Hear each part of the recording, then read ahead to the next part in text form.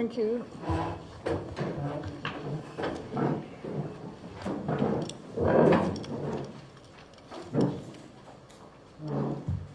Counsel?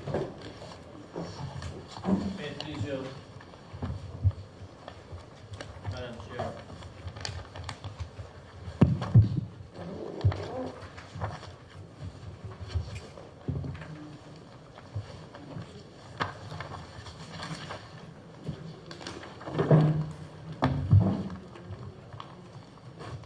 I'd like to ask the next witness, Dr. Bradshaw, who has sought and obtained standing for this Commission of Inquiry. I'd ask that he be sworn or affirmed, depending on his religious conviction.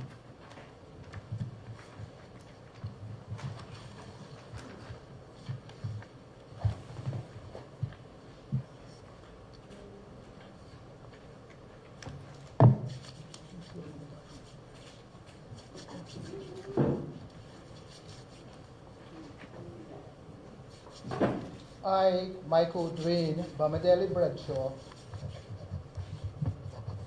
I swear by Almighty God I swear by Almighty God that the evidence I shall give that the evidence I shall give shall be the truth, shall be the truth, the whole truth, the whole truth, and nothing but the truth. and nothing but the truth.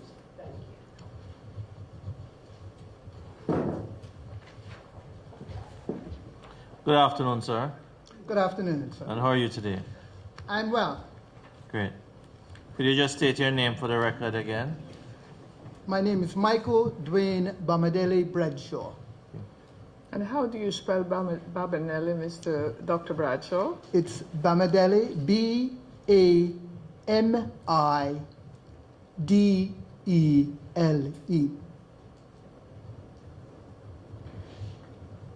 Thank you.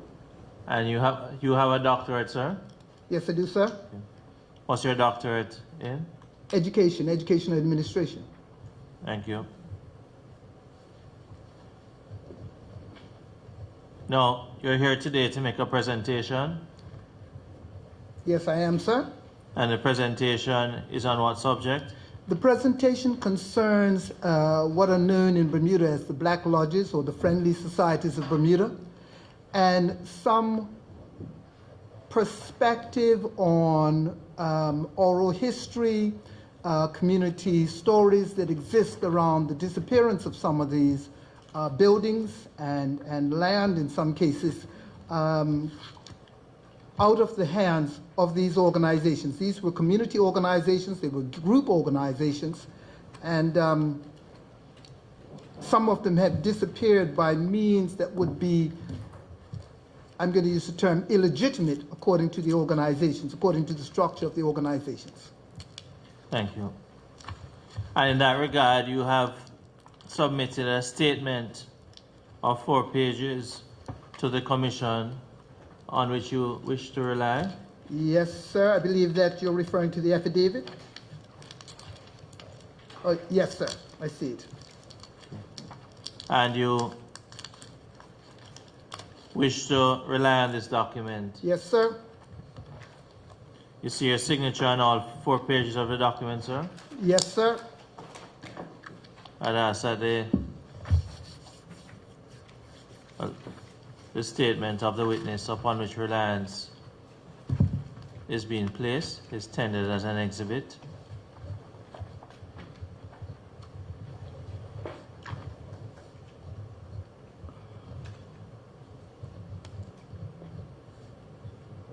Yes. I ask that it could be given initial MB1. Very well. So exhibited or marked.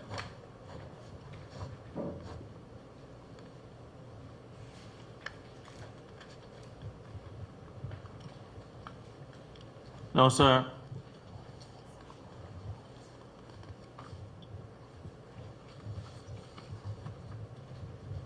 Very much.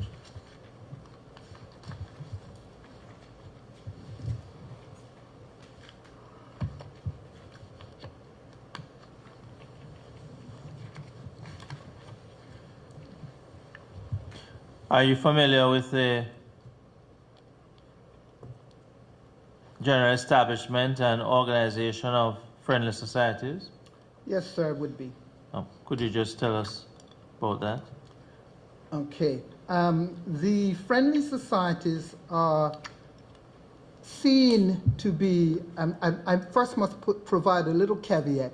The structure of the friendly societies in Bermuda is slightly different to what may be found, particularly in other jurisdictions in the West Indies and in some of the other ex-imperial possessions. This is because in Bermuda, we took our emancipation in 1834, and we did not have a period of apprenticeship. The friendly societies were organizations which in most jurisdictions were post-emancipation. They were found as the aftermath of the release of persons from slavery, and were usually formed by well-meaning abolitionists, church-minded people, etc. In Bermuda, we had a cadre of free blacks who existed prior to emancipation, and because of that, they had started some self-help organizations of their own in the context of the day. And so we have the first on which we have records in Bermuda around about 1830. Again, as I said, emancipation is 1834. Now, the friendly societies through the world, through the English-speaking world, and even some parts of the Portuguese and Spanish world, have been self-help organizations.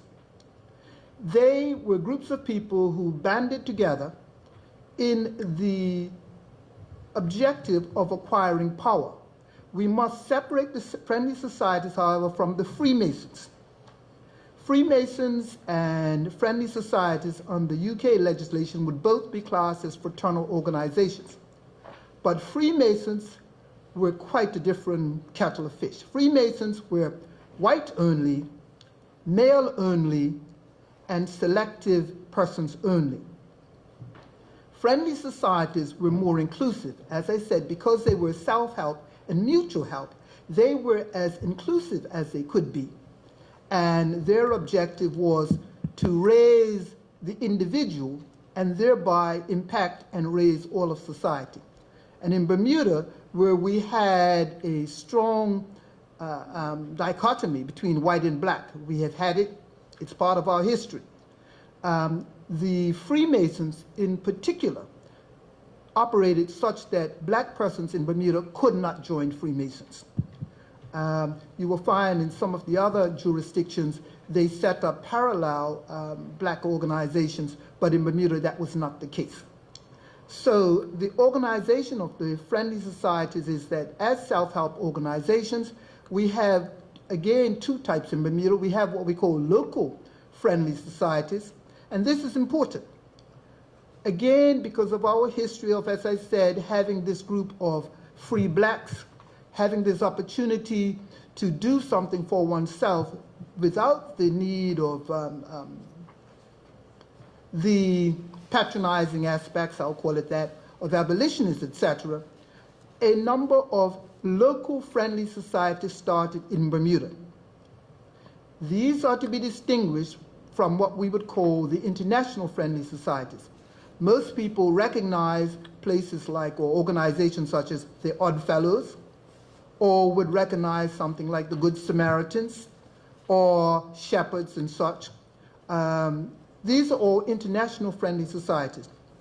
To give an example of the impact of a local friendly society and how important this can be, the Alaska Hall,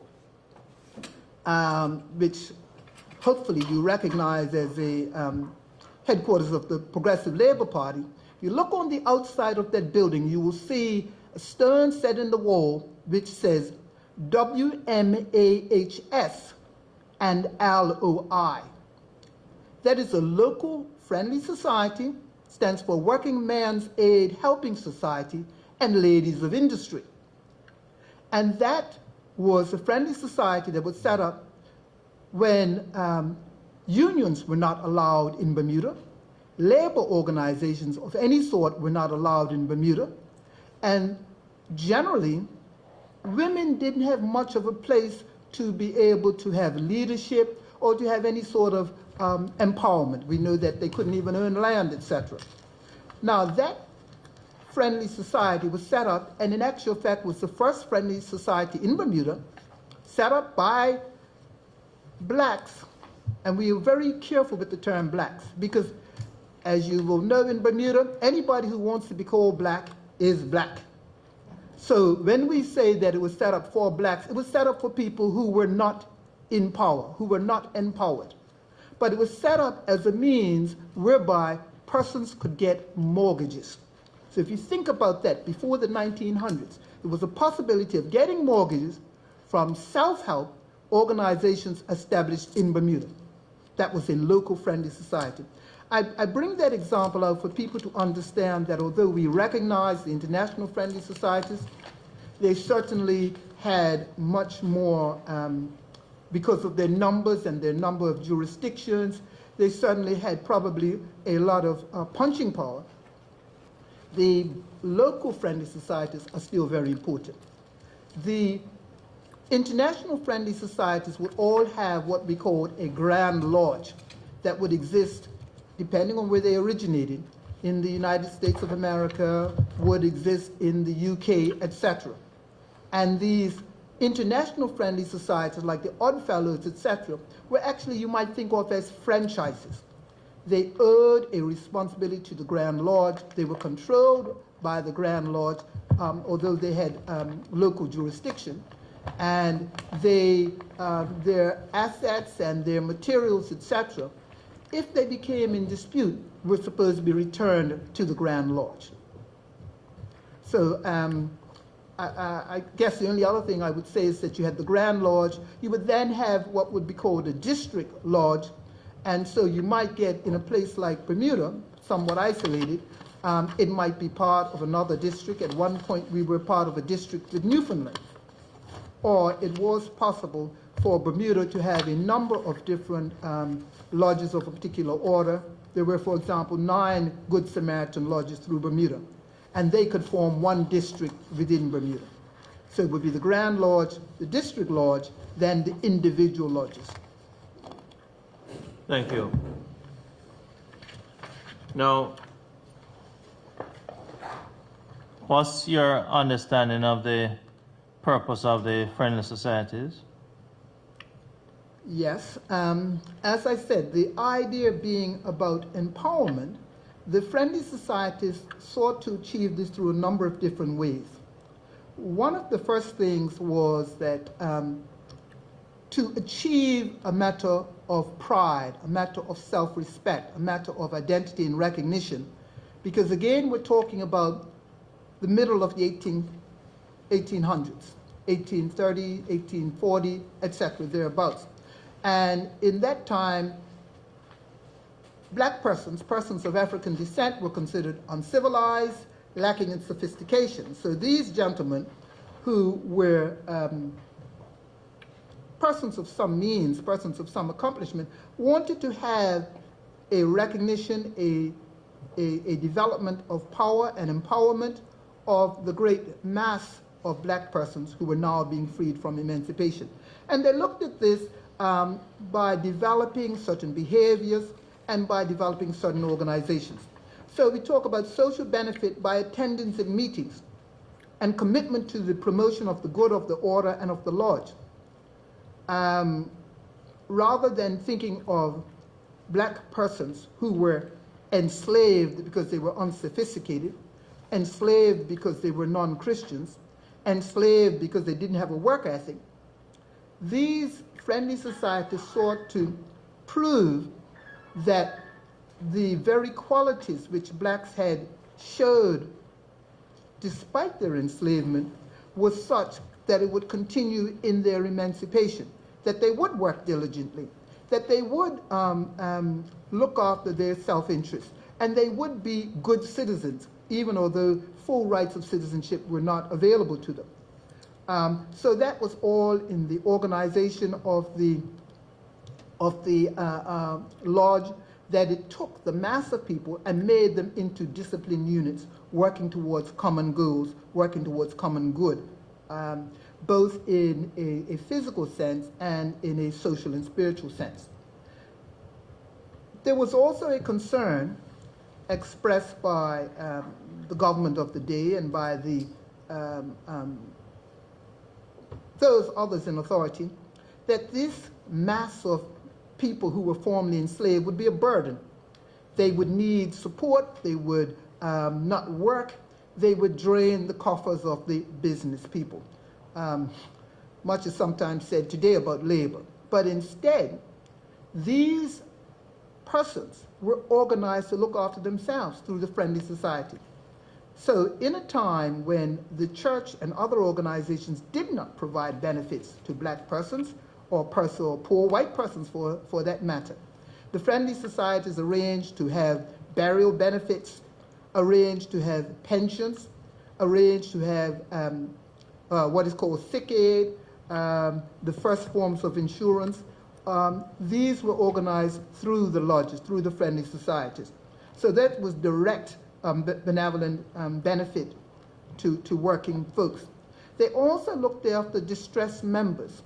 When persons aged, unless they had children who were going to look after them, they were often in a very destitute state. The Friendly Societies recognized this, recognized that something should be done to improve this. And so they were responsible for organizing aid for distressed members, for destitute members, and for senior members. And many of us know the Friendly Societies through that. And of course, they also, this whole idea of self-help and mutual help and collective mutual help has been known through Bermuda of yesterday when we talk about how persons would build houses in Bermuda by neighborhood help. One of the things about the Friendly Societies is that membership was sometimes somewhat loose. By that, what I mean is I would contrast it to something like the Freemasons and some other organizations where you were a member and the benefits accrued to you and you only. And there was great restriction in access to membership. The Friendly Societies practiced the idea that there were two types of people in the world: those who were members and those who were able to be recruited to be members. So therefore, they were very open in the things that they did, and persons who were not direct members could get access to Friendly Society benefits, opportunities, by simply asking a member to put the name forward. So if you were a member, your brother had access, your sister had access, your neighbor 2 doors down had access. That was the way it operated, because it was always about trying to improve the community by improving the individual member. So that's a quick idea of the themes of the around which the purposes of the Friendly Society were built. I would add, one other quick thing I think that's important, that a lot of what I've said thus far has focused on, in talking about the theme, something that would be maybe seen as an economic benefit or a very tangible benefit. The Friendly Society was also very concerned about the ethical and the virtues of the individual. So you will also hear sometimes, if you look around the community, what are known as temperance societies. Temperance societies were Friendly Societies. And the temperance societies, or the temperance within the Friendly Societies, was more a moderation, sometimes a absolute denial of certain things. So for example, temperance society, I belong to a lodge order that says we abhor drunkenness. So I should never be found drunk and incapable under any circumstances. And I owe that to my lodge order. I owe that also to all of my fellow lodge members. Obviously, that's a benefit to the community when alcohol was used sometimes to, shall we say, soothe perhaps some of the greater negative aspects of slavery or of enslavement. People were regularly given a nice little rum down at Christmas and Easter, despite how they might be abused at other times of the year. So I am not allowed to be drunk and incapable, but there would be some other orders which could not use alcohol at all, could not even go into a building where alcohol was being sold, etc. So you get some idea of the values and how different societies built and tried to improve the individual member and the community, both in their inner being as well as their physical being. Thank you. Excuse me. Has your research led you to information regarding how property was acquired by friendly societies? Yes, I have. In fact, I brought along an example of a deed from one friendly society. Property was acquired very often by gift. As I said, it was all about self-help and mutual help, and assets of the friendly society belonged to the society at large and were to be used for the benefit of the community at large. Those are two important points. They belong to the society, they belong to the lodge as a group.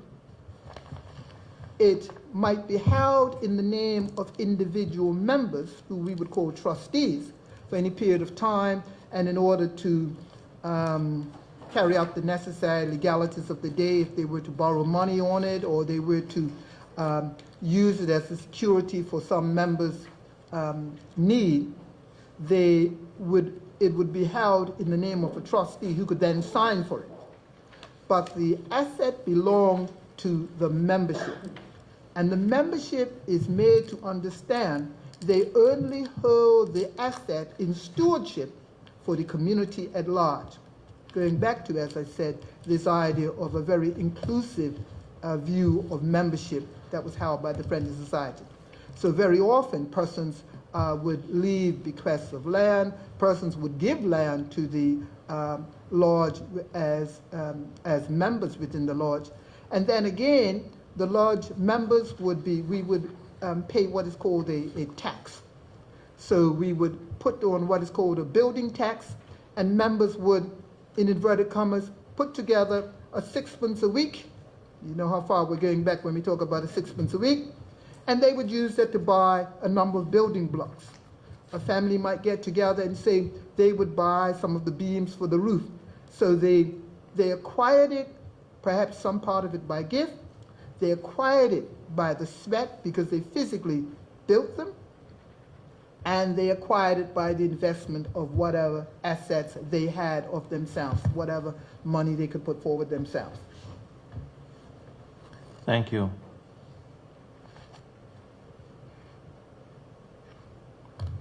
Now, I know we don't want you to speculate, but can you share with us any thoughts you have regarding the acquisition of land and lands from, say, 1920 and beyond? I'm not sure what you mean when you say the acquisition of lands from 1920 and beyond. Are you talking about in the broad sense as related to the friendly societies, or are you talking about? Yes, in the broad sense, but I'm more particularly directing you to your statement, which you have here. Are you talking about this particular item here that you have on the screen? No, not the Okay, indenture, okay. just your statement, Okay. which you refer to as an affidavit. Okay.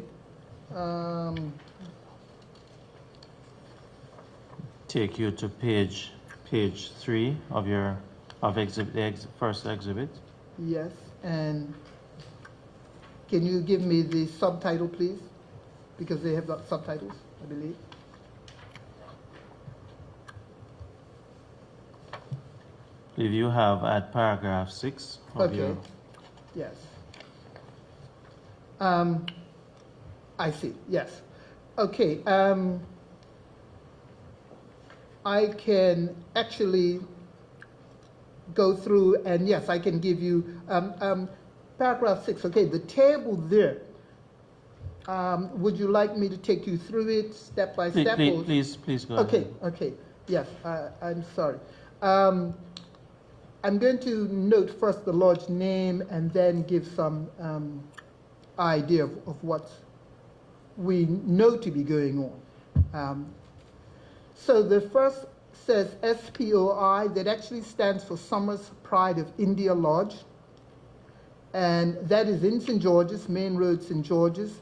And people from the East End, please excuse me, I'm not exactly the best person for St. George's, but I think if you, the corner of, if you know where Rose Hill is, that goes up to the old St. George's Club. The lodge at the corner there, people, I think from St. George would know it is Summers Playhouse, Summers Lodge. Rose, yeah. Okay, okay. That, that was the first international lodge to come in Bermuda. Another thing that needs to be understood is that there's a great degree of autonomy within lodges, within lodge orders, and that has been protected over the years. You might recognize that with the type of organization that I described the lodge as being, that was seen as being somewhat not within the picture that was required or expected for non-white persons, particularly of the working class, simple as it was. So the idea that you would have these organizations that had large memberships, acquired land and buildings, had income, and that was not under the control of the powers that be, was something that was considered somewhat destabilizing in society. And so we had at various times acts that came in to try to regulate the friendly societies. And the friendly societies in general resisted these. And they resisted these by the idea of maintaining their autonomous nature. So I say all of that to say the Summers Pride of India, the first lodge in Bermuda, the first international lodge, Grand United Order of Odd Fellows. It's, so it has its Grand Lodge in the United States, in Philadelphia, in fact. And that land, or that building to which I referred just now, is still owned by the lodge. But because of the curious way that lodges earn property, so it's earned by the membership. I don't know what the membership is, but my suspicion would be that it's probably down about a dozen persons now. Because unfortunately, what has happened is that as the lodge memberships have aged, they have not been blooded with new persons coming in. But it would be earned by the lodge membership. There is a regular system, format of meetings and business and how things are conducted. But when you get down to having a number of aged members and without young persons coming in, that tends to decline. So we know that the building is there. We know that it is being used. We know it is not occupied by, for lodge activities. And we know as well that some type of money is being collected. I have this from real estate persons. Some type of money is being collected, is being paid for the use of the building and the grounds. But you won't see anything of what the lodge activities should be, i.e., lodges were always quite open about what they did, where they gave donations, what persons they helped, what scholarships they provided for young persons going to Berkeley or Sands or any of the other places where we sent children to school. But you don't get any of the activities of the lodge, but you get the lodge still existing. You get no sharing of information. I put up there non-responsive because the Alexandrina Lodge, Alexandrina Lodge is the third line down. Alexandrina Lodge is found on Court Street between Reed and Church Street. And we all know the Alexandrina Lodge because not too long ago there was a major developer wanted to buy off the land for Alexandrina Lodge, convert all of that into a city block, and I understand put up a major hotel. Thankfully, the Alexandrina Lodge members resisted that and have retained that land. But the Alexandrina Lodge belongs to the same order as the Summers Pride of India, so it's a younger lodge, but it is the only one that is still very actively functioning within that order. I know that the persons at the Alexandrina Lodge, the operative person in charge will be known as the Noble Father, has attempted to get the persons who are operating or doing whatever is down at St. George's at Summers Pride of India to respond to what we would call come into the fold, to acknowledge that there should be some sharing and some explanation, and they have remained non-responsive. They remain obstinately non-responsive. I have reached out to persons as well, and again, I've reached out to them, although I'm not a member of that order, as a researcher and as someone generally involved with friendly societies, and they've been unresponsive. So that provides some idea that will come up later on as to some of the difficulties that are faced. The Victorian Albert Lodge, that's the second one down, Victorian Albert, that is, if you're on Main Road in Somerset, going further towards Dockyard on the same side as St. James's Church. There was a purple building. I think the Somerset people knew it for a long time as there was a church there for a long time. But I think most people can recognize, or hopefully will recognize where I'm referring to. Main Road in Somerset, I said just after St. James's Church. That's Victorian Albert Lodge. That is still doing some activities. I know, for example, that they pay out pensions to a few members. I know they still pay out some benefits to a few members. But again, because of the autonomy that can exist within lodges, they have also been unresponsive to the Alexandrina Lodge. So that's some idea of and Victorian Albert does again have land. I think they have the building, they have the land. I know that I think there were tennis courts that were there at one point in time. Alexandrina Lodge, that's on Court Street, as I said. I've given its location. They're doing quite well. They have premises that are rented out. They have a number of enterprises going on. And they're lucky enough to be situated right next to the bank. Which bank is it? Bank of Bermuda, HSBC, I guess, who use some of their property. And if you own property in town and the bank's using it, you can do quite well. So they're doing quite well. PRU Warwick, that's Princess Royal Union Lodge. That's, I'm sorry, I've skipped one, the Victoria Lodge.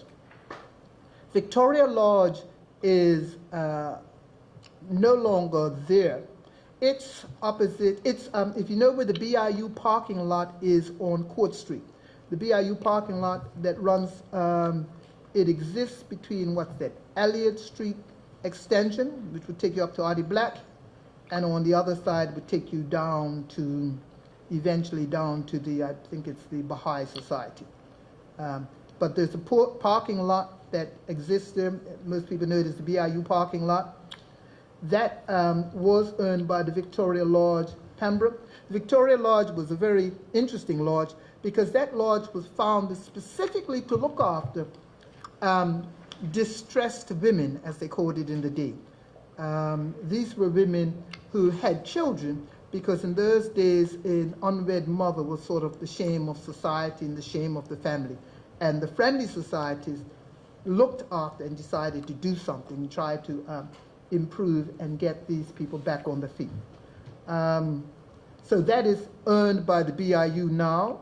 I don't know how it got there, but that would be the sort of thing that would be interesting to follow. I have to say that in all of this, I'm not making any specific allegations against any particular parties. I'm just raising the fact that I think that this is something of national interest and something that this commission has the opportunity to pursue if no one else does, because I don't see where else it would be taken up. And these things would be lost, and these are national treasures, national assets. Princess Royal Union Lodge, PRU, Lodge, it's in Warwick, it's in Cobbs Hill, Warwick. If you're going between Middle Road and Ord Road, you go over Cobbs Hill, you go past the Warwick Workmen's Club, you go past the old slave church, the Moongate Church, and on the right-hand side, going down the hill there, it's been used more latterly as a dojo. You come across the Samaritan's Lodge, Princess Royal Union Lodge. That is my lodge. That is my mother lodge. That is my home lodge. That is still earned by us and still trying to do some benefit for the community at large. The Star of Warwick Lodge is opposite Belmont Gate on the Middle Road.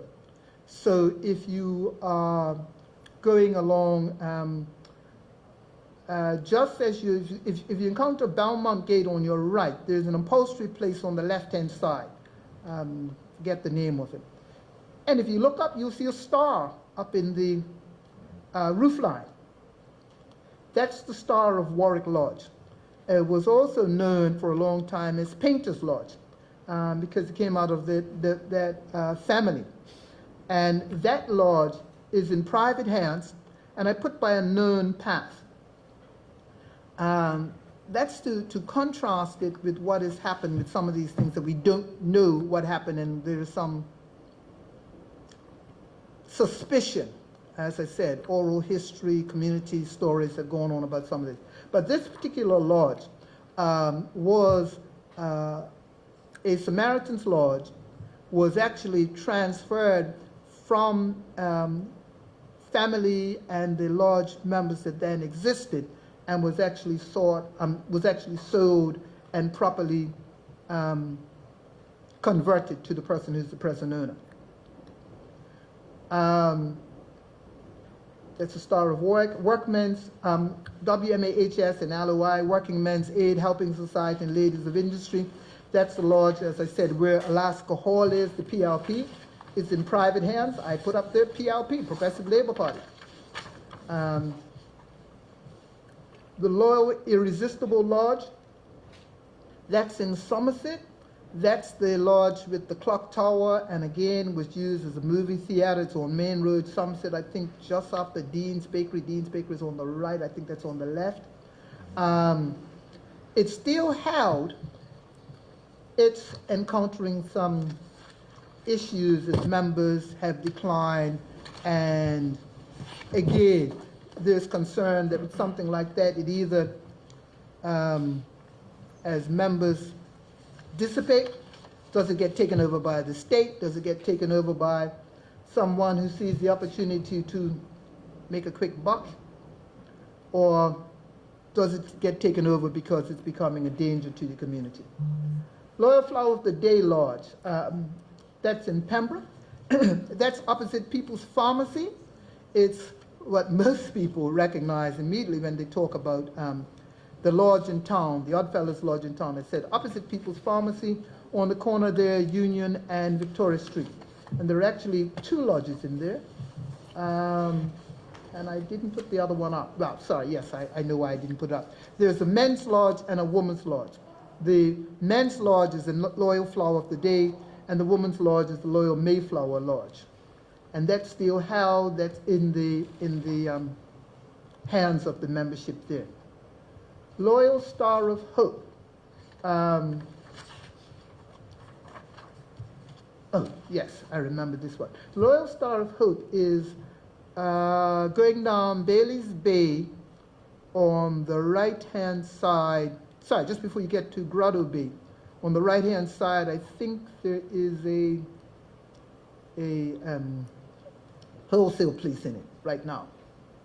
That's also changed hands.